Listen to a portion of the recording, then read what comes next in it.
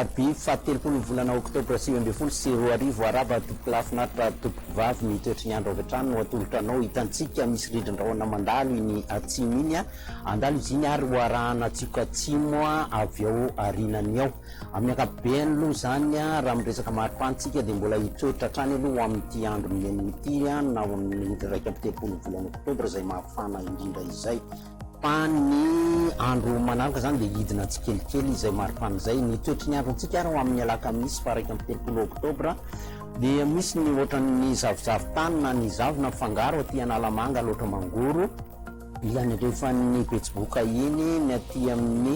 fatrany atsinana vakina karatra iny orana tandrivon-drahona ny any fatra manodidina amin'ny taolanaro iny ankoatran'izay dia maina be ny andro dia somary mandraondraona ary ny andro aty amin'ny fatry ny melaky menabe bongolava iny amin'ny ankapobeny raha ny toetry ny andro ny tolakandro dia misy ny orana arankotroka arahana tafitra ihany izy io amin'ny ankapobeny aty amin'ny fatra ny amoromany otomatsiatra iny ny aty amin'ny tampany avaroko menabe ny aty amin'ny tampany atsimony vatovavy fitovinany faritra atsimo antsinanana faritra nosy faritra orombe iny misy koa ny orona tandrifon-drahona any amin'ny faritra manodidina ny ambanja bibe iny zany hoe anelanelana ambanja sy analalava any zany mandraondraona hatrany ny andro ny any amin'ny faritra ny melaky bongolava ny faritra ny andrefan'ny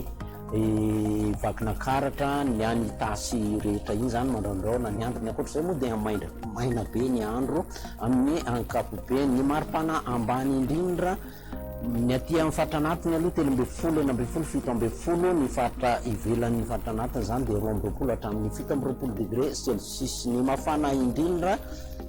mihoatra ny maripana ny telopolo degré celsius daholo aloha maripana manerina nosy hitantsika aty amin'ny faritra anatiny telopolo raika amby telopolo telo amby telopolo bezao ny any fianaratsoa any ary ny any amin'ny faritra avaratra andrefa nosy iny enina amby telopolo degré celsius ireo toetry ny andro ivelan'ny Madagasikara manorina tandrifon-drahona ny any Johannesburg any masoandro be ny any Nairobi mandraona ny andro ny any Paris ary ireo